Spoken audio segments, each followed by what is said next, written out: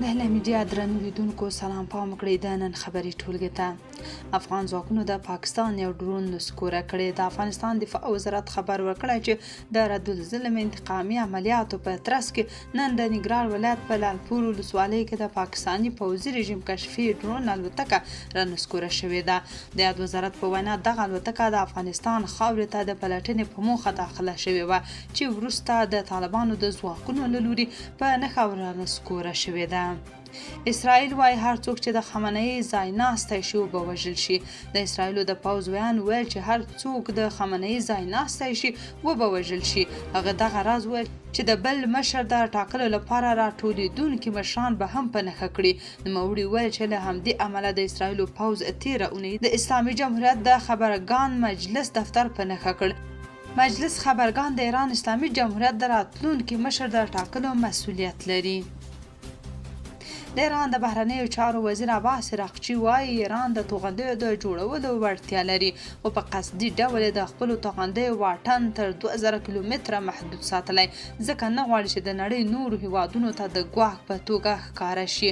نوموړی وایي چې ایران د خپلو توغندیو د واټن د زیاتولو کومه نوې طرحه نه ده پیل کړې او داسې هیڅ شواهد استخباراتي معلومات یا نښې نشته چې وښیي ایران د اوږد واټن توغندي جوړوي یا داسې توغندی لري چې امریکا ته ورسیږي. په همدې حال سپاه پاسداران اعلان کړ چې د وعده صادق 4 عملیاتو د 28مې څپې په چوکاټ کې د اسرائیلو تلابیب او براولصبح کارونه او همدارنګه په اردن کې یو امریکایي اډه چې امریکایي ځواکونه پکې میشتي د نوي نسل توغندیو په وسیله په نښه کړي دي.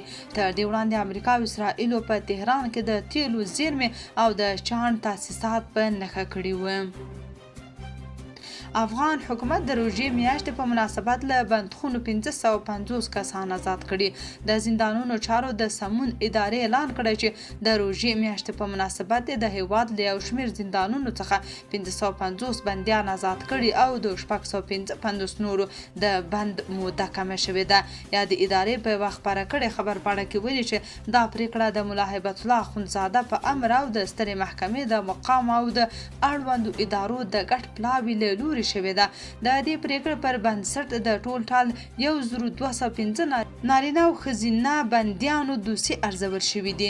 د دوی په وینا یاد کسان د سرپل، سمنګان، غور، کونړ، پروان، پکتیکا، میدان وردګ، غزني، پنجشیر او لغمان ولایتونو له بندخونو څخه د دوسیو تر ارزونې وروسته یا خوشي شوي او یا د بند موده راکمه شوې ده. د زندانونو چارو د سمون ریاست وایي چې د زندانیانو د دوسیو د ارزونې او د بند د مودې د کموالي دغه لړۍ به د هیواد په نورو زندانونو کې هم پلي کړي. فدایي وایي افغان ښځه د مقاومت ځواک دی. د جمهوریت نظام د پکتیا پخواني والي او سیاسي فعال محمد حلیم فدایي د مارچ د 8مې د ښځو د نړیوالې ورځې په مناسبت په خپل یو ځانګړي پیغام کې د افغان ښځو پر روان وضعیت او د هغوی پر نه ماتېدونکي هوډ خبرې کړې دي. فدایي ویلي چې نن د نړۍ ښځې خپل لاسته راوړنې نمانځي خو په افغانستان کې دا ورځ د درد، چوپتیا او دوامداره مقاومت نښه ده. هغه زیاته کړې چې په تیرو 5 کلونو کې افغان مېرمنې له خپلو بنسټیزو حقونو لکه زده کړې، کار، سیاسي فعالیت او آزاد تګ راتګ څخه محرومې شوي دي. خو تاریخ ثابته کړې چې هیڅ تیاره تلپاتې نه وي.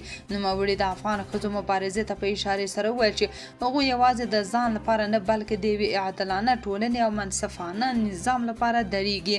فدایي ټینګار وکړ چې افغان ښځه قرباني نه ده بلکې هغه د مقاومت او رڼا سمبول دی چې غږ د غرونو په څیر په لوړ غږ بیرته راپورته کیږي.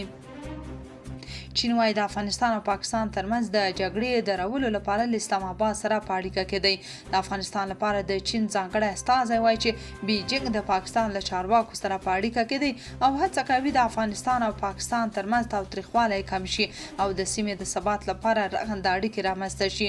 یو شیا یونګ ویلي چې چین غواړي روانې ستونزې د خبرو او ډیپلوماسۍ له لارې حل شي. نوموړي دا خبرې د افغانستان د بهرنیو چارو له وزیر امین خان متقي سره په خبرو کې کړې دي.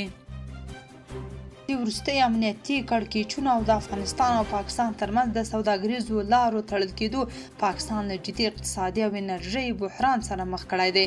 د پاکستان له لوري د افغانستان پر خاوره وروستي بریدونه او ورپسې د افغان لوري انتقامي عملیات په داسې حال کې ترسره کېږي چې د دواړو هیوادونو ترمنځ مهمې سوداګریزې او ترانزیټي لارې له پخوا راهیسې تړلې دي او وروستیو کړکېچونو دغه وضعیت د پاکستان لپاره لا پسې پیچلی کړی دی.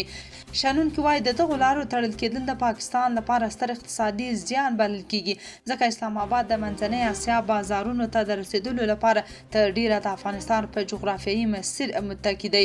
اوس چې دغه لارې بندې شوي پاکستان نه یوازې د سوداګرۍ له ستونزو سره مخ شوی بلکې د انرژۍ د وارداتو برخه کې هم له جدي فشار سره مخ دی. روسیې له ایران څخه ملاتړ اعلان کړ. په انګلستان کې د روسیې سفیر اندری کلین سکای نیوز سره خبرو کې د ایران جګړې په اړه پر اسرائیل او امریکا نیوکه کړې ویلي دي چې مسکو پر روانه جګړه کې له تهران ملاتړ کوي.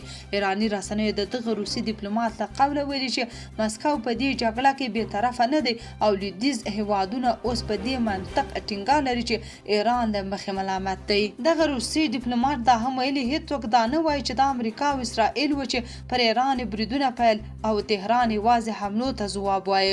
نوموړي دا لید په نړۍ کې له انصاف لرې بللی دی. د اسرائیل او امریکا له جګړې وړاندې انګېرنې دا وې چې مسکو او بیجینګ به قرار پاتې نشي خو تر اوسه دواړه هیوادونو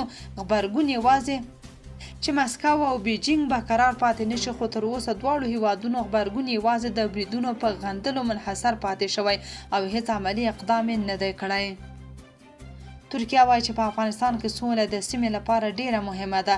د ترکیې د بهرنیو چارو وزیر هاکان فیدان د شنبې په ورځ ټینګار وکړ چې په افغانستان کې سوله د ټولې سیمې لپاره حیاتي ارزښت لري.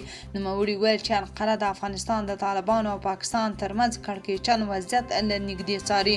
نوموړي د ترک توکمه هیوادونو سازمان په ناسته کې ویل چې د منځنۍ اسیا ځینې هیوادونه له افغانستان سره ګډه پوله لري او انقره د افغان حکومت او پاکستان ترمنځ د زیاتېدونکو کړکېچونو وضعیت له نږدې څاري. ترکیې له قطر سره یو ځای په استانبول کې د افغانستان او پاکستان ترمنځ د څو پړاوونو خبرو منځګړیتوب کړی و خو دا خبرې بریالۍ نه شوې. تر دې مخکې د ترکیې ولسمشر رجب طیب اردوغان هم د پاکستان له لومړي وزیر شهباز شریف سره په ټلیفوني خبرو کې په پاکستان کې ترهګریز بریدونه وغندل او ویل چې انقره به د پاکستان او افغانستان ترمنځ د اوربند د ټینګښت لپاره هڅه وکړي.